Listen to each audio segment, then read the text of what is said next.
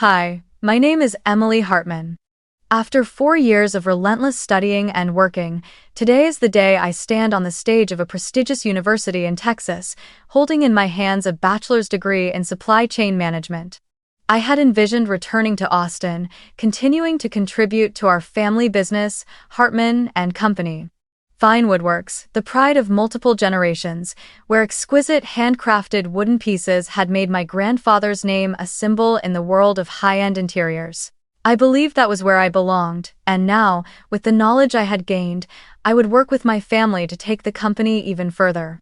But just a few days after returning home, during a chance visit to my father's office to look for some insurance documents, I discovered a truth that shattered every hope I had. In a locked drawer was a set of legal papers finalizing the transfer of the entire company to my younger sister Madison months ago.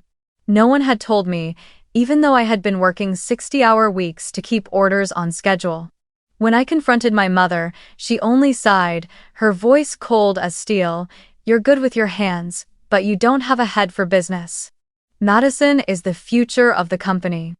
That sentence cut like a knife, not only devaluing me, but making it clear that all the years I had spent in the workshop were nothing more than a supporting role in a play whose ending they had already written. Have you ever given your all to a job or a relationship only to be cast aside? If you have, I truly want to know, where in the world are you listening to this from? So I'll know I'm not alone. From a very young age, I learned that in my family, love and recognition were never shared equally. Madison, my younger sister, was always called the genius from the moment she learned to read a year earlier than other kids her age.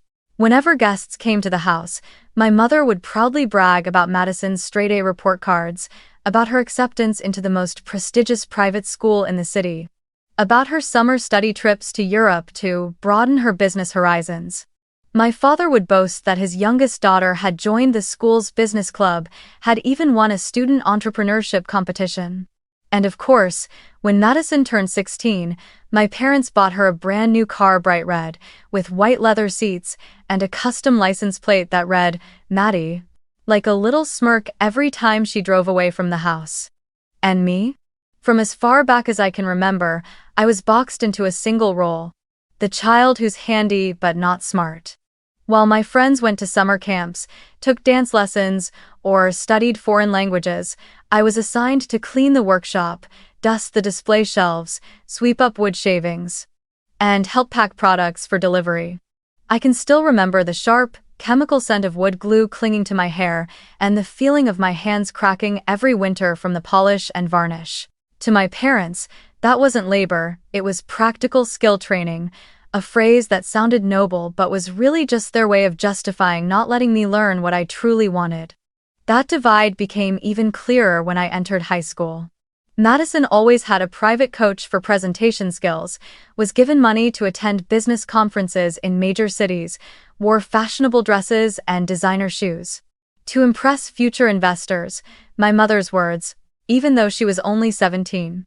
Meanwhile, I wore hand-me-down uniforms, walked in shoes with worn-down heels, and rarely received any encouragement beyond, "You're really good with your hands," as if it were some consolation for the fact that they never believed I could ever lead a business. When I was accepted into college to study supply chain management, I hoped things would change. I thought this degree would prove to my parents that I could use not just my hands, but also my mind. But in my very first year, every summer and winter break, I was summoned back to the workshop to work without pay.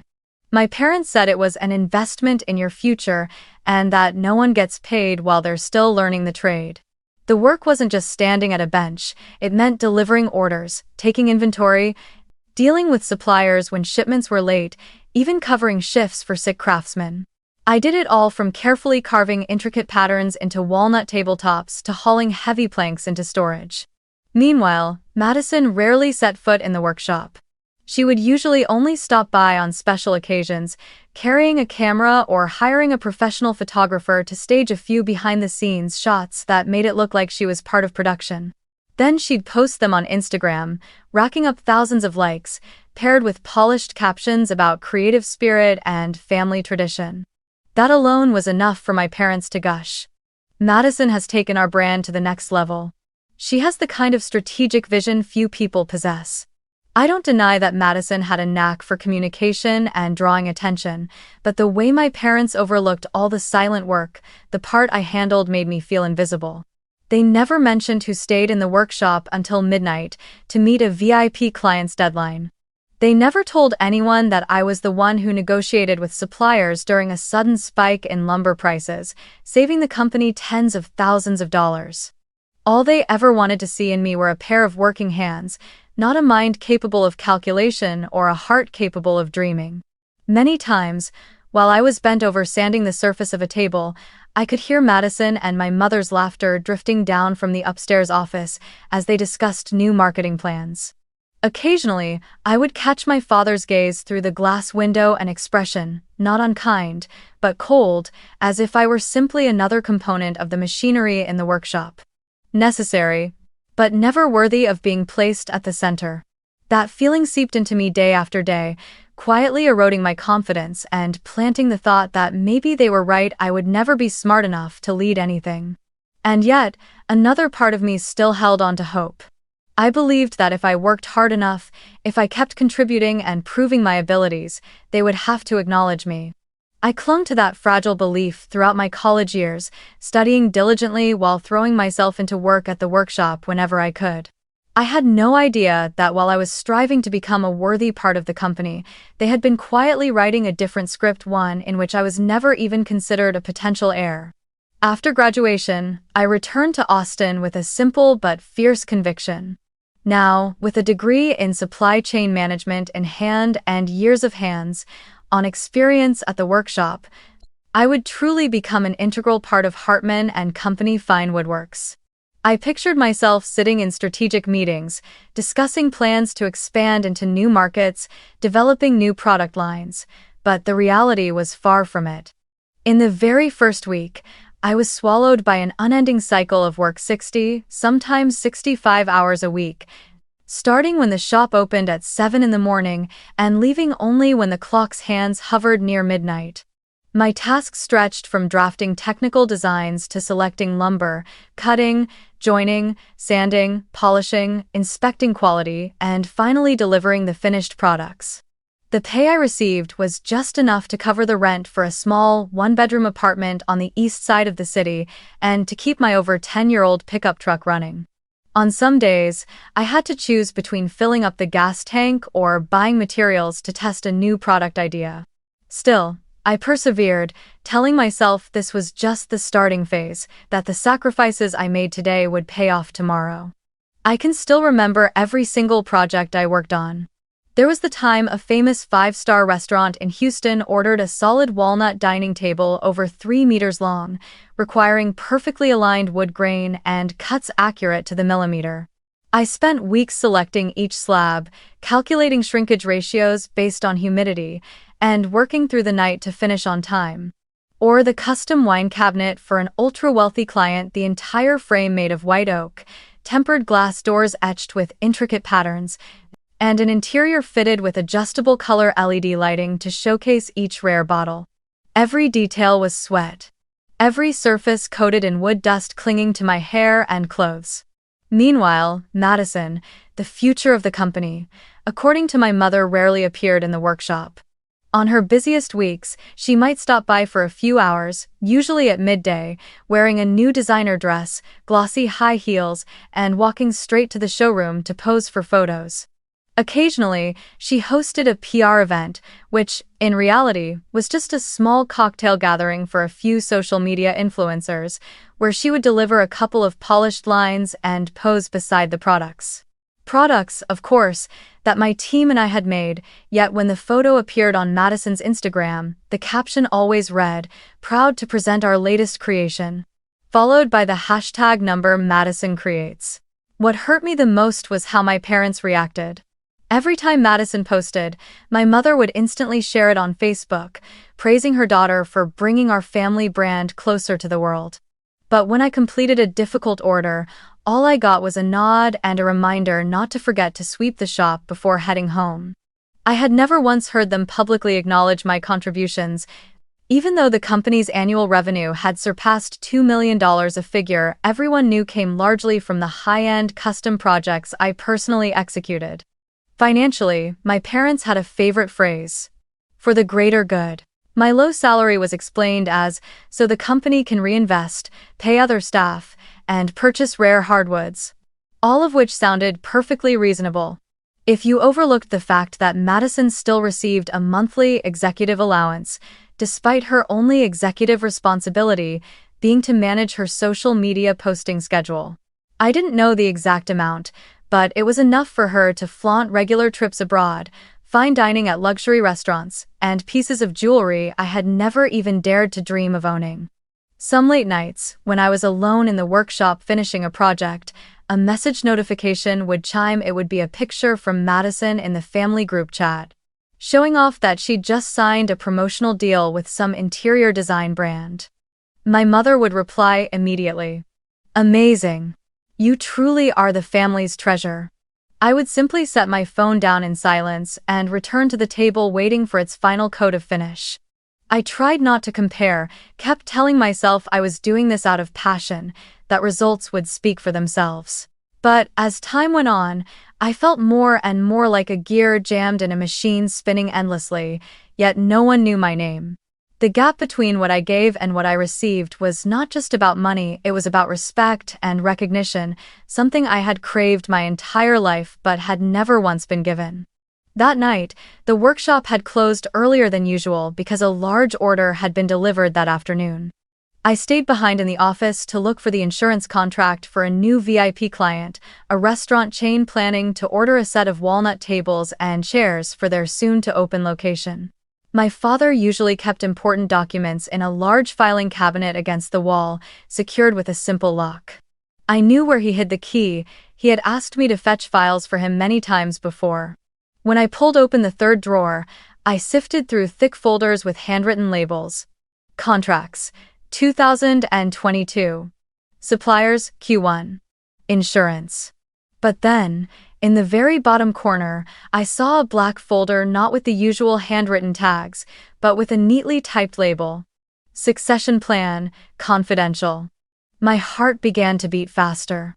Something told me I shouldn't open it, that this was likely my father's private document. But curiosity and a rising sense of dread overpowered that hesitation. I slid the folder out gently, sat down in the chair, and began turning the pages. On the very first page, the bold heading read, Hartman and Company. Ownership Transfer Agreement. I read each word slowly, a cold shiver running down my spine as the truth became clear. 100% of the company's ownership would be transferred to Madison Hartman on my father's 55th birthday just 10 months away. There was no clause granting me any share. Not a single line mentioning my contributions or my rights. I swallowed hard, hoping I had overlooked some section of explanation. But as I flipped through, things only grew worse. A separate section titled Employee Transition Plan laid out the steps for staff restructuring after Madison took over. There, in black and white, my name appeared under Position Termination with a projected date. 6 months after the transfer. To allow Madison to establish her own management style without being influenced by the old structure. In plain terms, they had planned to fire me long ago, just waiting for the right moment. I let the folder drop onto the desk, a wave of nausea washing over me. The room suddenly felt small and cold. I could hear the ticking of the clock, the low hum of the air conditioner, but it was as if every sound was being smothered. All those years of staying late at the workshop, sweating over every project, skipping holidays to meet deadlines, it had all been nothing more than temporary labor in their eyes. They had decided I would never be part of the company's future, and they hadn't even bothered to tell me. My hands were trembling as I opened the desk drawer, searching for my phone. My first instinct was to capture everything, every page of the contract, every line, every signature. I knew that if I put this folder back without proof, no one would ever believe me, especially when my parents and Madison had worked so hard to project the image of a united family. Carefully, I turned each page, making sure to photograph them clearly, including the document numbers and signing dates. As I did, memories flooded back. The night I stayed up until dawn fixing a paint flaw on a rush order, only to see Madison post the next morning about our teamwork success, smiling brightly in the photo. The time I turned down a weekend trip with friends to help my father host an important client, while Madison enjoyed a European vacation. And the day I suggested improvements to the production process, only to be dismissed without a thought. Then months later, Madison presented nearly the same idea and was praised for her brilliant strategic thinking. When I finished taking the photos, I sat still for a long time, the phone in my hand, my eyes fixed on the folder as if it were the physical embodiment of betrayal. I don't know how long I stayed there, only that when I stood up, my legs felt unsteady and I had to grip the edge of the desk to balance myself. Before leaving the office, I returned the folder exactly where it had been, locked the cabinet, and placed the key back in its usual hiding spot. I didn't want them to know I had discovered it, at least, not yet. Driving home, I went slower than usual, my mind spinning. The yellow glow of the streetlights slid across the windshield, casting hazy streaks of light across the steering wheel. I felt as if I had just stepped out of one world and into another, a reality where everything I had believed for years was nothing but an illusion. And worse, the people I had thought of as my family, my anchor, turned out to be the very ones quietly preparing to cut me out of their lives. That night, I couldn't sleep. Every time I closed my eyes, I saw the cold words in the succession plan and heard my mother's voice echoing. Madison is the future of the company. Now I understood that wasn't just a careless comparison, it was a verdict, signed and sealed long ago. And I also knew that from this moment on, every move I made would have to be calculated, because I was no longer just the undervalued employee. I was the one holding the evidence of their true plan. That Sunday was our monthly family dinner, a tradition my parents had maintained for years. It was always held in the big house where Madison and I grew up, with the long white oak table that stretched nearly the length of the dining room. A piece my grandfather had built and kept in pristine condition to this day.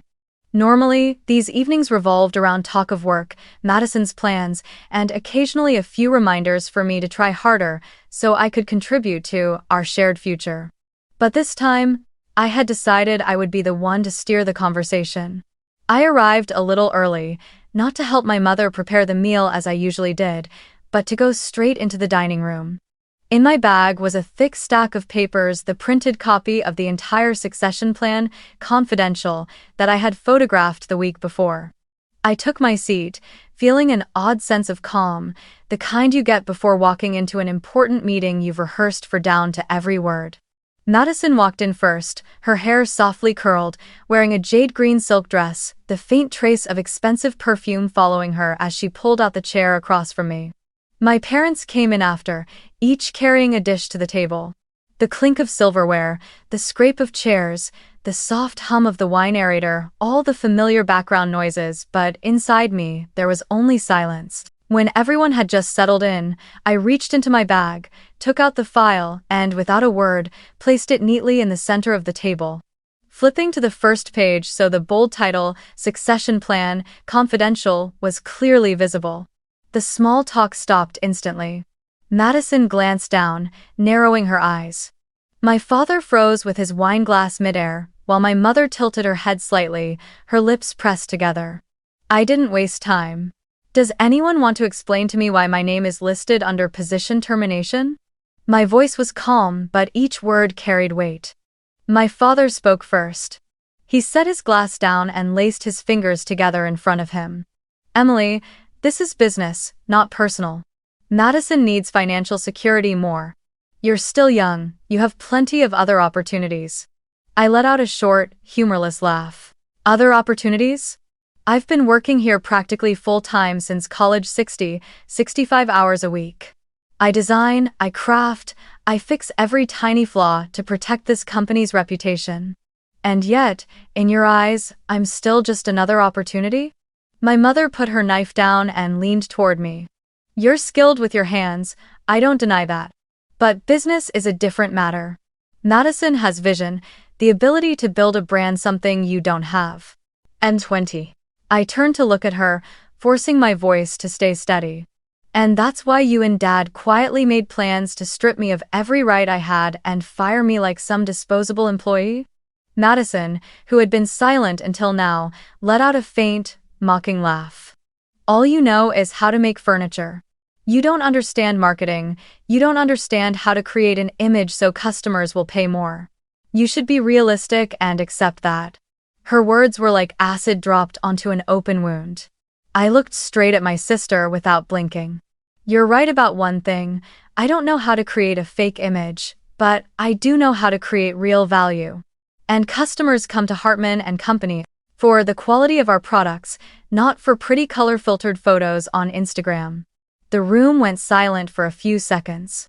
My father started to say something, but I raised my hand to stop him. No need to explain further. You made your decision a long time ago. I was just too foolish to see it. But from now on, I owe this company nothing. I stood, pushing my chair back gently but firmly. In that moment, I saw a flicker of alarm in my father's eyes, my mother pressing her lips even tighter, and Madison leaning back in her chair, arms crossed, that smug smile still fixed on her face. I gathered the documents, leaving a copy on the table. Keep it, let it remind you that I know everything, and I will never forget. The air around the table felt heavy as lead. The familiar sense of roast meat, wine, and basil from the salad now turned nauseating. I turned and walked out of the dining room, the sound of my heels striking the wooden floor in steady beats. When the front door closed behind me, I drew in a deep breath. In that moment, I knew I had just stepped out of a cage that had held me for years and I would never go back to it again. After that Sunday dinner, I knew I had cut one cord. But there was still another, stronger one: the employment contract and the invisible binds of my daily work.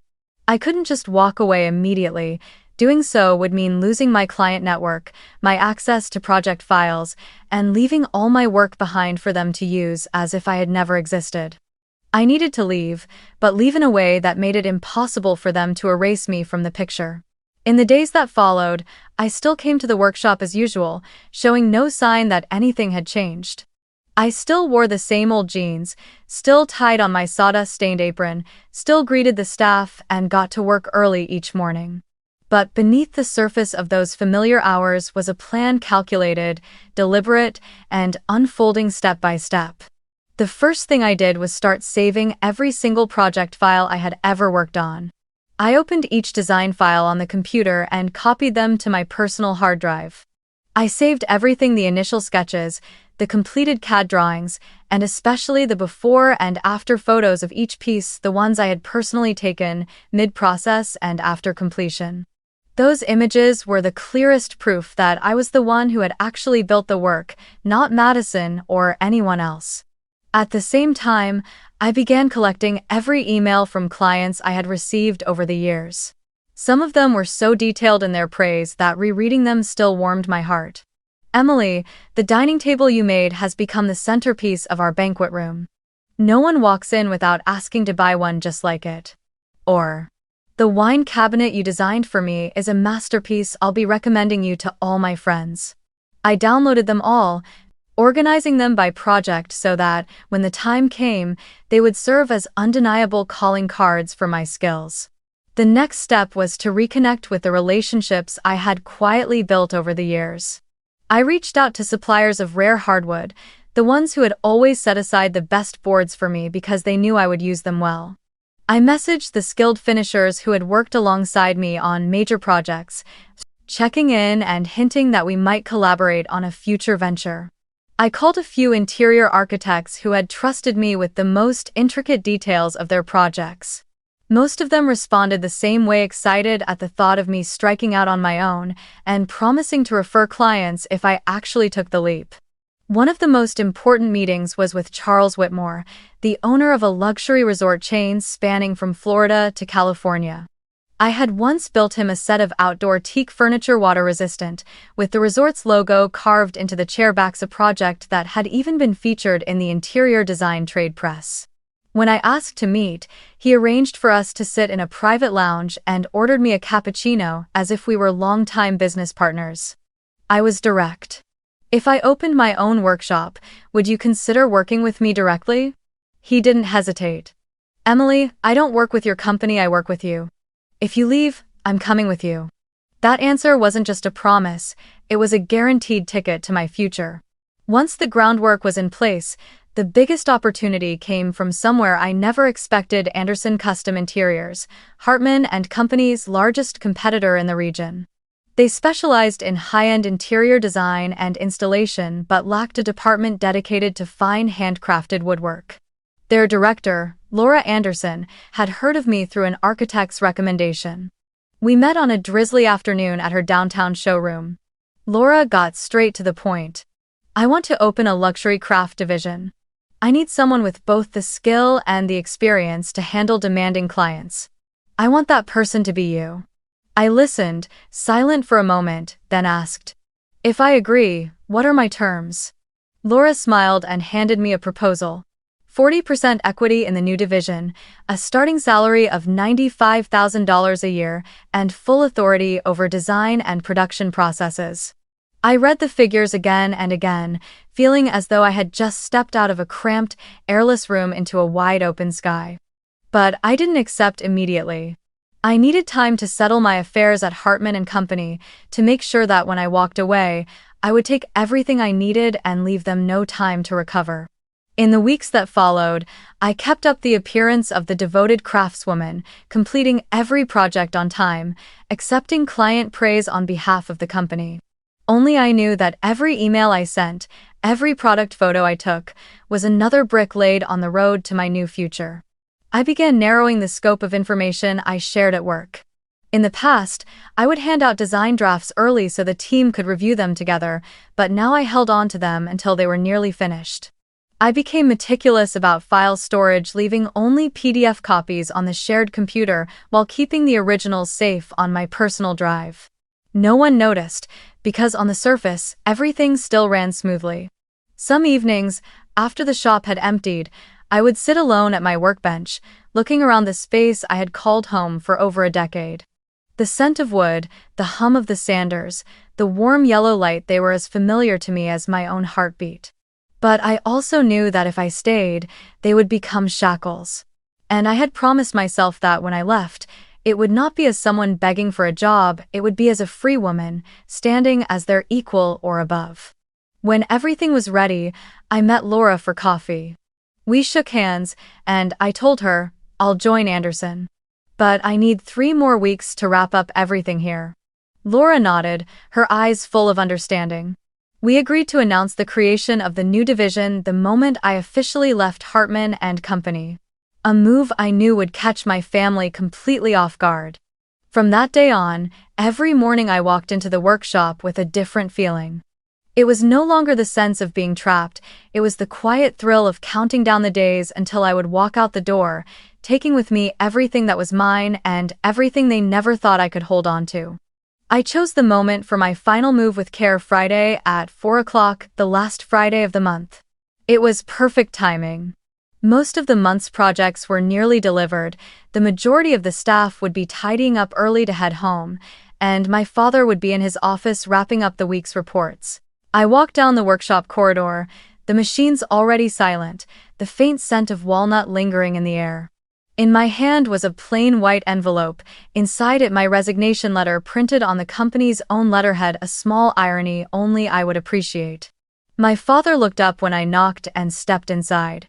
He was hunched over his desk, scanning a few contracts, the light from the window highlighting the deep lines at the corners of his eyes. "What is it, Emily?" he asked, his tone weary but still holding that usual composure. I stepped closer and placed the envelope directly in front of him. "My resignation. Effective immediately." I spoke each word clearly, leaving no room for negotiation. He blinked, taking a moment to process. Then he pulled the envelope toward him, opened it, and read quickly. When he realized I wasn't joking, his expression shifted, surprise melting into alarm. "Emily, you can't be serious. You can't just walk away right now. We've got several major projects underway." I stayed still, my hands resting lightly on the back of the chair opposite him. "You've been planning to push me out for a long time. I'm just helping you get there sooner." He pushed his chair back and stood, his voice quickening. Listen to me. I know I've been too rigid. If you stay, I'll give you a share of the company. We can manage it together. I met his eyes without blinking. You made your decision a long time ago, and so did I.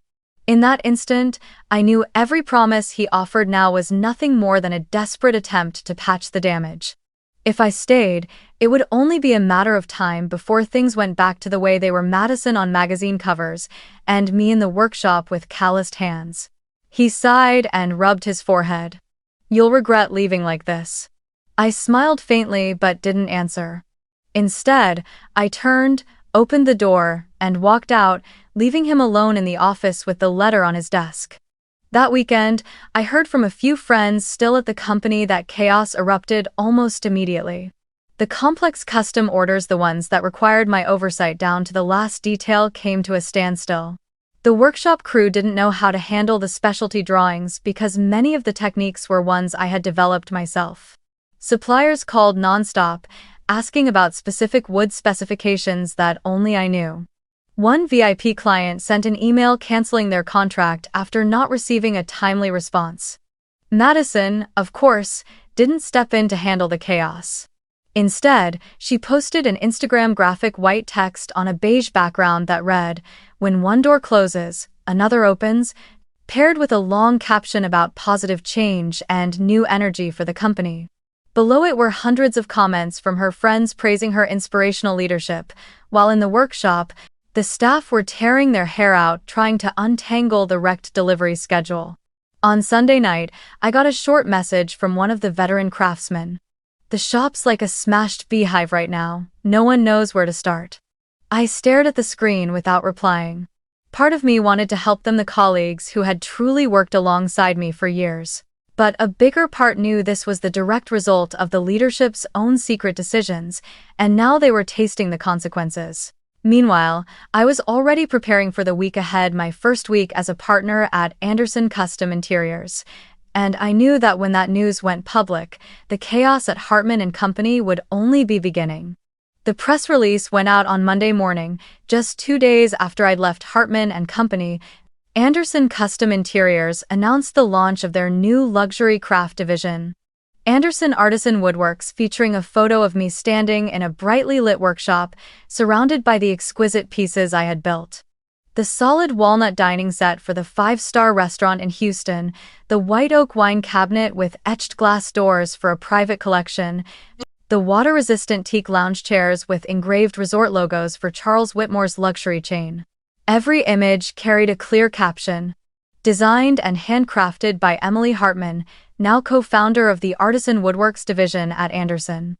Within hours of the news spreading, my phone was ringing nonstop, not from Hartman and Company, but from major clients. Among them were 5 of the company's long-standing strategic accounts, clients I had personally worked with for years, calling to confirm they would be moving all their orders to Anderson. They all gave the same reason. "We work with Emily, not just the name on the sign." By the end of the week, the new division's project calendar was fully booked for the next 3 months, with contract values exceeding $600,000. Meanwhile, at Hartman and Company, Madison was officially pushed into the top executive seat. And then, the very first project signed by the young female CEO turned into a ticking time bomb. A wealthy family in Dallas had commissioned a $120,000 ebony kitchen system, a type of project that demanded deep knowledge of the material and precise processing techniques to prevent warping and cracking. I knew this project well. Before I left, the clients had spoken with me about their specific requirements. The ebony had to be thoroughly kaolin, dried, sourced from Africa, and come with FSC certification to guarantee its legal origin. Madison, perhaps eager to prove her business vision, ignored those requirements and instead purchased a cheaper batch of ebony from a new supplier she'd met at a PR event. The problem was, this wood was not only inferior in quality but also improperly treated. Once production began, the workshop team discovered that the boards were splitting along the grain, forcing them to discard nearly a third of the cut panels. Madison refused the advice to change materials and insisted on pushing forward, which caused the project to fall more than 2 months behind schedule. When the impatient clients finally received the delivery, they were furious to find warped cabinet doors and visible gaps in the joinery. They immediately demanded a full refund and posted a lengthy account on a prominent interior design forum, detailing their disappointing experience with Hartman and Company. The post quickly spread within the architect and designer community, triggering a wave of comments criticizing the company's new leadership. Within 2 months of my departure, Hartman and Company's revenue had dropped by 40%. Clients who had once been the pillars of the business had either signed contracts with Anderson or were actively looking for new partners. Suppliers began demanding advance payment out of concern for the company's stability, while workshop staff complained about the lack of clear direction.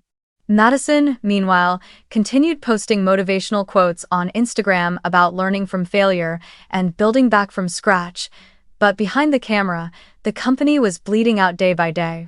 I didn't gloat openly, but I couldn't deny that this was the inevitable consequence of a system built solely on surface-level glamour. And I knew that if things kept moving in this direction, Hartman and Company wouldn't just slide downhill, they'd be hit with a fatal blow no one yet imagined.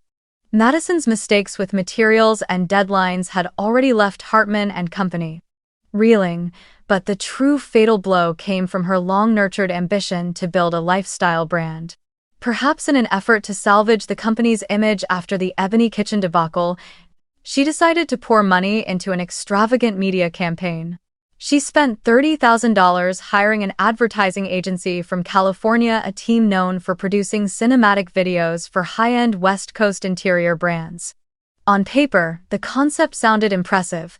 A sleek modern home with glass walls overlooking the ocean, models dressed in refined designer clothing, moving gracefully among luxury furniture, fingertips brushing over polished wood surfaces as golden sunlight streamed through sheer curtains. Madison's vision was to position Hartman and Company as a lifestyle brand selling not just furniture, but an entire image of the upper-class way of living. The problem was, once the video was released across YouTube, Instagram, and Facebook, industry professionals, particularly in the woodworking and architecture communities, immediately noticed something. Most of the pieces featured weren't even made by Hartman and Company, and several had never appeared in the company's product catalog at all. Some of the tables, shelving units, and chairs were exclusive designs I had created during my time there, without any credit given, and in some cases had been subtly altered so they would look similar but not identical. On the National Woodworking Forum, a new thread appeared titled, "Whose Furniture is Hartman and Company?" Advertising?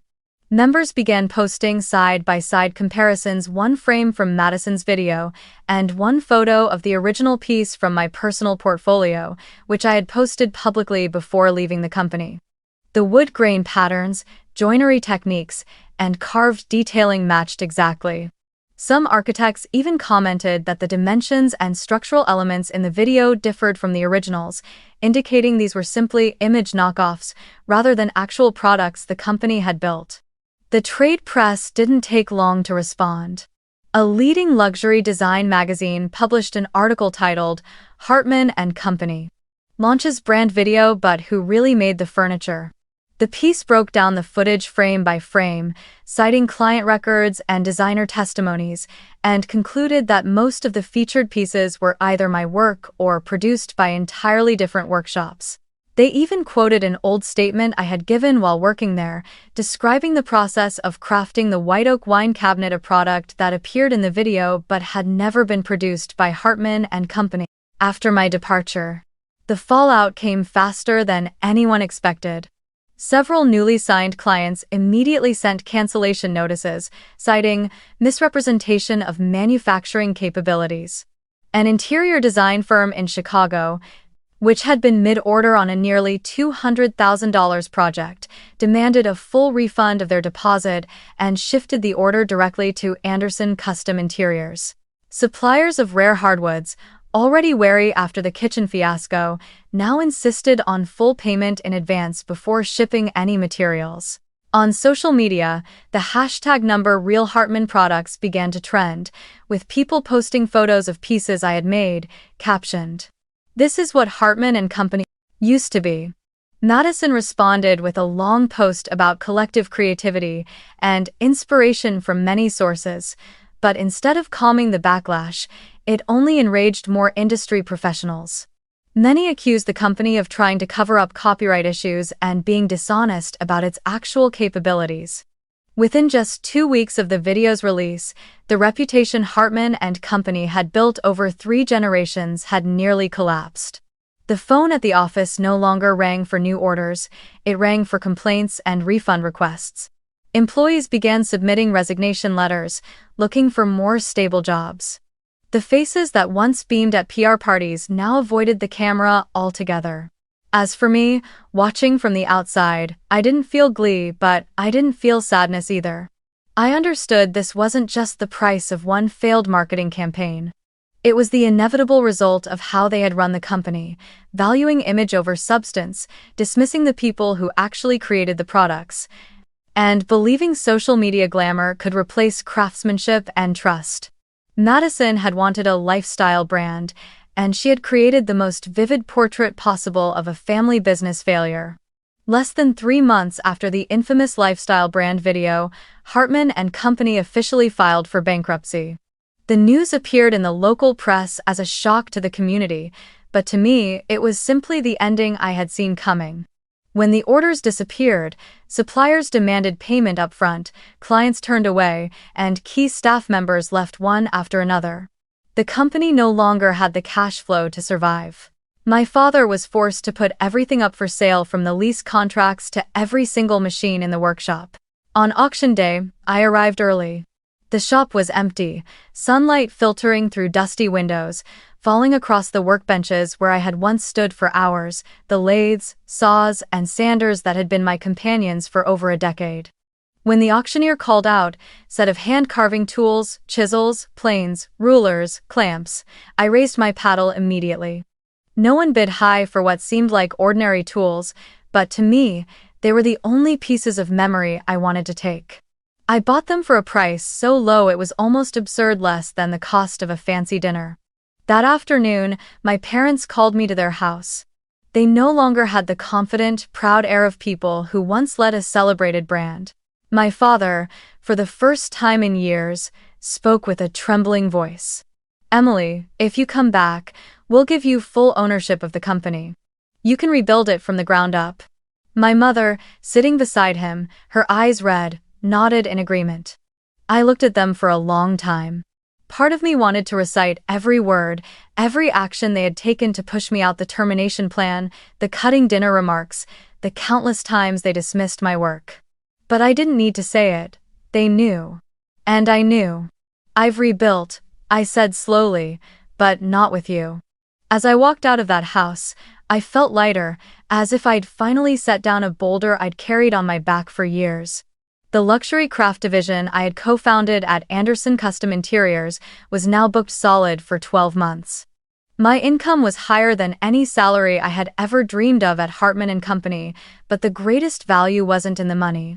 It was the creative freedom, the ability to experiment with new techniques, work with rare woods, and collaborate with clients who truly respected the craft. I still keep the habit of standing at my workbench in the morning, just as the first sunlight spills through the windows, my hand resting on the old handplane I bought back from the auction. Every scratch, every worn patch on its handle is a reminder of how far I've come, from being labeled the daughter who's good with her hands but not her head, to sitting alongside some of the top interior designers in the industry. My father now works odd jobs at a small-town furniture store, cutting boards to size, fixing tables and chairs for walk-in customers. Madison moved to Los Angeles and opened an online decor shop, mostly reselling cheap imported items. Occasionally, I see their images flicker across my social media feeds, but I never linger. I don't seek gloating satisfaction, nor do I need an apology. Because I've come to understand that sometimes, the best way to repay betrayal is to live so well that they regret it every single day, not because you struck back, but because you proved them wrong. And the greatest reward is the life I have now. Independent, free, and built around doing what I love. If you've ever been like me, like Emily, working tirelessly, pouring your whole heart and energy into a place, a relationship, or a dream, only to be met with disregard, pushed aside, or even betrayed, then I want you to remember this. Your value does not depend on whether others acknowledge it. Your value lies in what you have built and are still building, in your skill, in your persistence, in your ability to stand up and keep walking even when someone tries to slam the door in your face. You don't need anyone's permission to succeed. You have the right to start over, to take everything you've learned and experienced, and carve out a new path, one where you decide the direction. Believe that every scratch, every drop of sweat, every moment of being underestimated is the raw material that will forge a stronger version of yourself.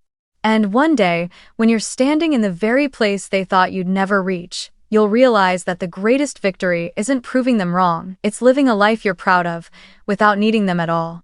Thank you for listening, and I'll see you in the next story.